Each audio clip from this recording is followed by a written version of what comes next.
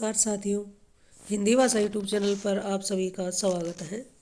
आज की इस वीडियो में हम बड़े ही महत्वपूर्ण प्रश्न रहेंगे जो हमारा टेट आ रहा है या कोई भी सीईटी हो, सीटेट हो या किसी भी स्टेट का कोई भी किसी भी तरह का एग्ज़ाम हो।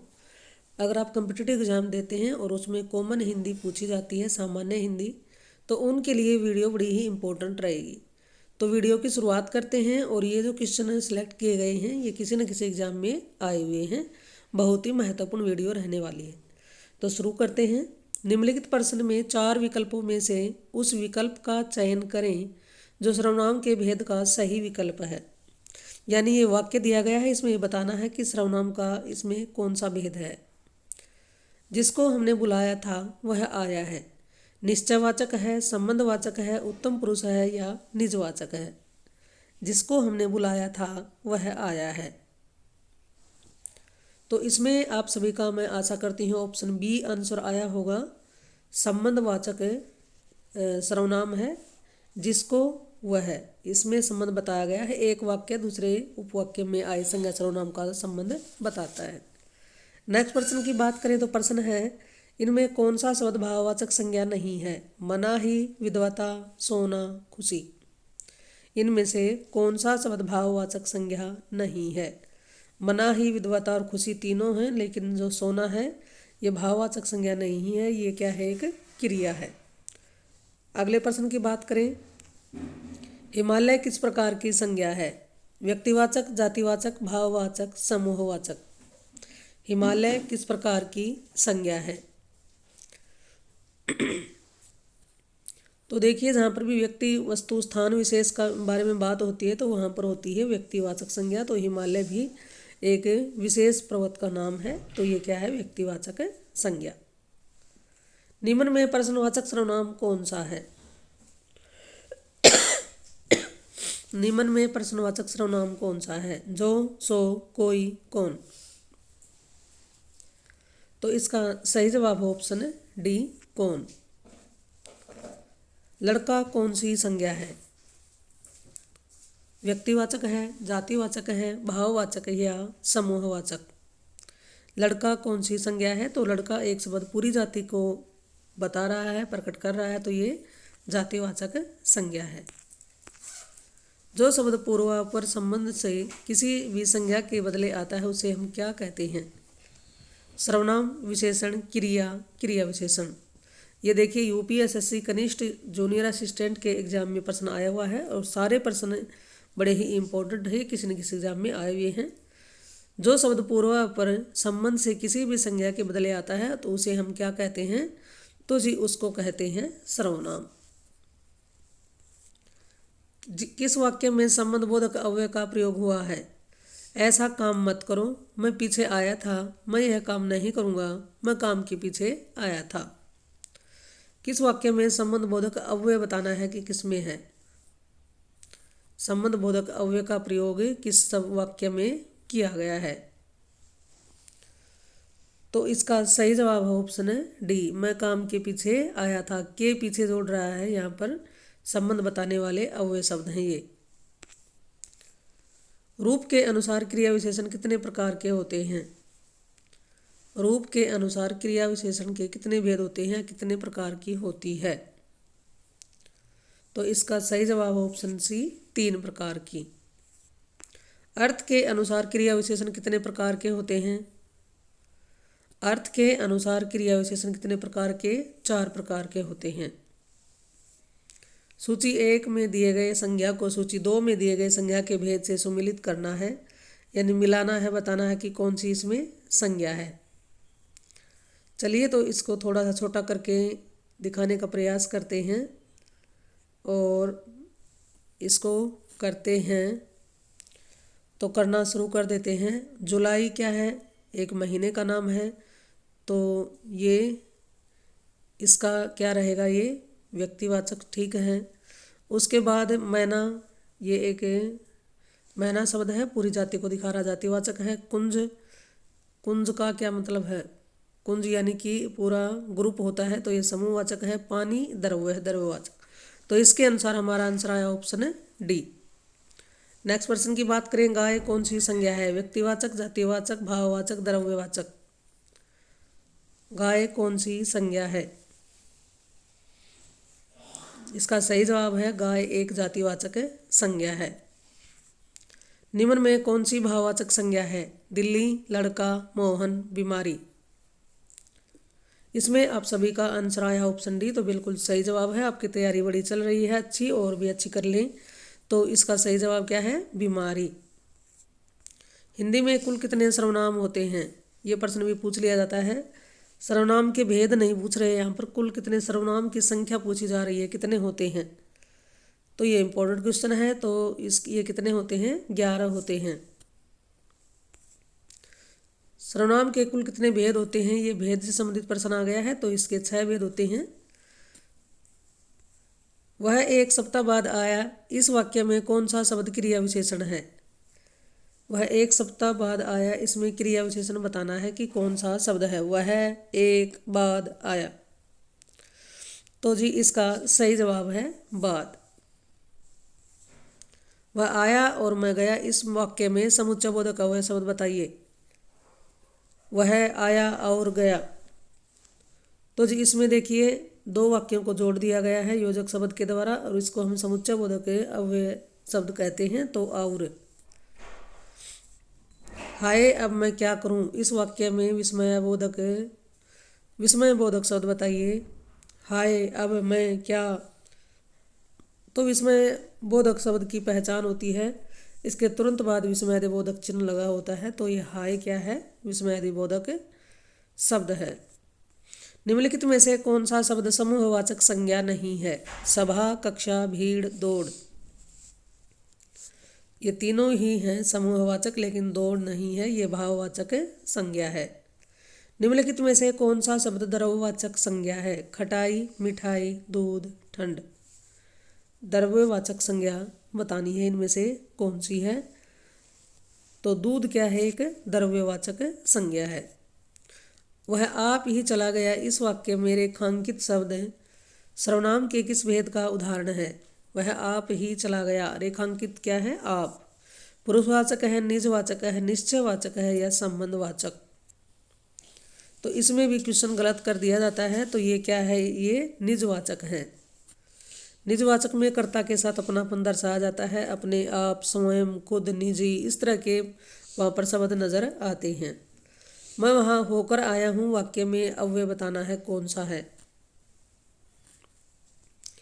मैं वहाँ होकर आया हूँ।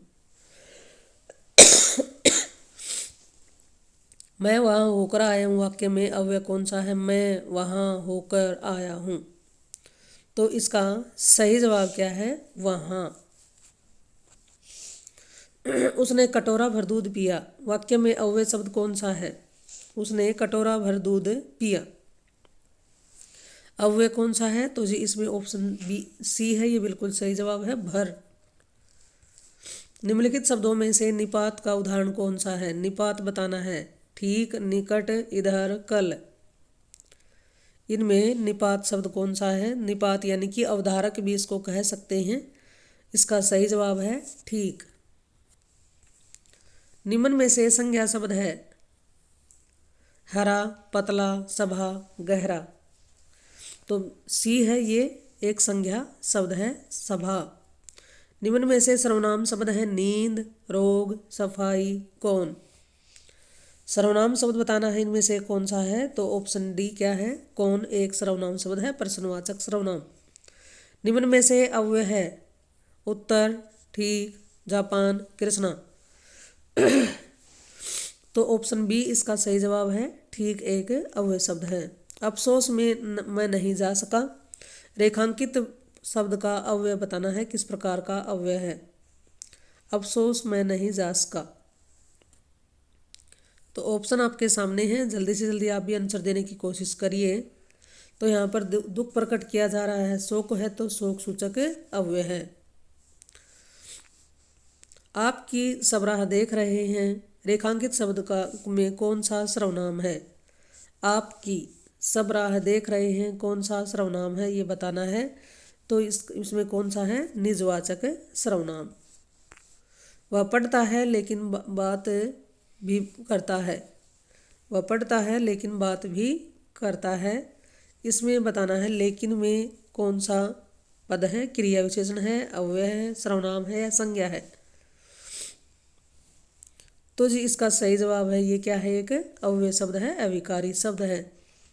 रविवार है वह घर पर ही रहेगा, बताइए कौन सा शब्द है ही में। तो ही क्या है, एक निपात अव्यय है, अविकारी है। मुंबई के निकट पूना है, रेखांकित शब्द क्या है, मुंबई के निकट पूना है। निकट के निकट में बताना है तो ये संबंध बताया गया है मुंबई और पूना का के निकट के द्वारा, तो ये संबंध सूचक शब्द है। जो शब्द वाक्यांशों, वाक्य तथा शब्दों को जोड़ते हैं उन्हें क्या कहते हैं, व्याधिकरण, संबंधीकरण, समानाधिकरण, समुच्चयबोधक। तो उन शब्दों को क्या कहेंगे, उनको कहते हैं समुच्चयबोधक। अर्चना अत्यंत सुंदर है, इस पद का भेद बताइए। अत्यंत में क्या है, विशेषण, परविशेषण, विशेषण विशेष्य, सविशेषण। तो देखिए सुंदर की विशेषता है क्या है, अत्यंत। विशेषण की विशेष सुंदर क्या है, विशेषण, और विशेषण की भी विशेषता होती है तो उसको कहते हैं परविशेषण। बाप का संबंध संज्ञावाचक, बाप का संबंधवाचक संज्ञा रूप होगा। बाप से संबंधवाचक संज्ञा रूप क्या बनेगा, बापा, बापती, बपोता, बपोती। इस तरह के प्रश्न भी पूछ लिए जाते हैं तो इसका सही जवाब है बपोती। अर्थ के आधार पर संबंधवाचक अवयव को कितने भाग में विभक्त किया जाता है, अर्थ के आधार पर संबंधवाचक अवयव को कितने भागों में विभक्त किया जाता है, बांटा जाता है, तो उसको बांटा जाता है 13 भागों में।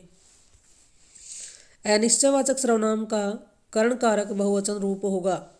इस तरह के प्रश्न भी इम्पोर्टेंट है, पूछे जाते हैं। अनिश्चयवाचक सर्वनाम का कर्ण कारक बहुवचन रूप कौन सा होगा, किन्हीं को, किन्हीं की, किन्हीं से, किन्हीं का। तो सबसे पहले हमें अनिश्चयवाचक सर्वनाम का पता होना चाहिए। अनिश्चय सर्वनाम क्या होता है, कोई, और दूसरा क्या होता है, कुछ। ये अनिश्चयवाचक सर्वनाम होते हैं। तो इसमें बताना है कि कर्ण कारक की पहचान क्या होती है, उसके पीछे क्या लगाते हैं, से लगाते हैं।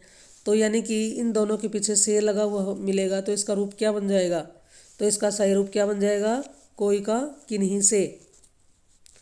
अगले प्रश्न की बात करें, कौन सा सर्वनाम का भेद नहीं है, पुरुषवाचक, गुणवाचक, निजवाचक, प्रश्नवाचक। तो जी देखिए गुणवाचक एक विशेषण होता है, सर्वनाम नहीं होता। पशु चर रहे हैं रेखांकित पद है, पशु में बताना है कि कौन सी संज्ञा है। तो जी पशु में है जातिवाचक संज्ञा। यह मकान मेरे भाई का है, रेखांकित पद बताना है कि कौन सा है, यह मकान मेरे भाई का है, रेखांकित पद क्या है, यह के नीचे बताना है क्या है, ये यह संकेतवाचक सर्वनाम विशेषण है। इम्पोर्टेंट क्वेश्चन है बिल्कुल ही। कौन सा पद विकृत नहीं होता, विकृत यानी कि किस पद में रूप ने उनका नहीं बदलता है, संज्ञा, अव्यय, विशेषण, क्रिया। तो अव्यय का रूप विकृत नहीं होता है। कौन सा समुच्चयबोधक अव्यय नहीं है, अर्थात, अतएव, अथवा, आजन्म। तो आजन्म एक अव्यय समुच्चयबोधक अव्यय नहीं है। अचूक विशेषण के साथ उपयुक्त संज्ञा है, चोट, नेत्र, निशाना। जवाब, अचूक विशेषण के साथ उपयुक्त संज्ञा कौन सी होगी, सही इसका सही जवाब क्या है, ऑप्शन सी, अचूक निशाना। अगला है, निम्न में से संज्ञा शब्द है, गंगा, पुराना, नीला, मोटा। अब इसमें देखिए पुराना, मोटा और नीला तीनों ही विशेषण हैं। गंगा क्या है, एक संज्ञा है और व्यक्तिवाचक संज्ञा के अंतर्गत आएगी। निम्न में से सर्वनाम है, दान, भजन, कुछ, पढ़ना। कुछ क्या है, एक सर्वनाम है अनिश्चयवाचक। निम्न में से अव्यय है, भारत, श्याम, आ है दक्षिण। तो आ है एक अव्यय शब्द है। वह कितना सुंदर दृश्य है, रेखांकित पद में कौन सा अव्यय है। तो इसमें देखिए प्रसन्नता के भाव नजर आ रहे हैं, तो यह हर्षबोधक अव्यय है। जिन संज्ञाओं में एक ही प्रकार की वस्तुओं अथवा व्यक्तियों का बोध हो उन्हें क्या कहते हैं, जिन संज्ञाओं से एक ही प्रकार की वस्तुओं व्यक्तियों का बोध होता है तो उसको हम क्या कहेंगे? उसको कहते हैं जातिवाचक संज्ञा। वह धीरे धीरे चल रहा है, रेखांकित पद को पहचानिए। इसमें देखिए चलने की विशेषता बताई गई है धीरे धीरे, तो ये क्या है? क्रिया विशेषण। रात भर जागना स्वास्थ्य के लिए अच्छा नहीं है, रेखांकित शब्द को पहचानिए। भर में बताना है, तो भर में क्या है? भर में है संबंध सूचक अव्यय। इस वीडियो का अंतिम प्रश्न है, जिन अवयवों का संबंध वाक्य से नहीं वक्ता के हर्ष शोक आदि भाव से होता है वे होते हैं, वे क्या कहलाते हैं? तो वो कहलाते हैं विस्मयादिबोधक अव्यय। ऑप्शन ए इसका बिल्कुल सही जवाब है। तो ये वीडियो आपको कैसी लगी है ज़रूर बताइएगा। आज हमने बड़े ही महत्वपूर्ण 50 प्रश्नों पर चर्चा की है। जानकारी आपको अच्छी लगी हो तो वीडियो को लाइक कर दें, शेयर करें, और चैनल पर आप पहली बार आए हैं तो इस चैनल को सब्सक्राइब कर लें। फिर मिलते हैं एक और नई वीडियो नई जानकारी के साथ। इस चैनल पर आने के लिए जी आपका बहुत बहुत धन्यवाद।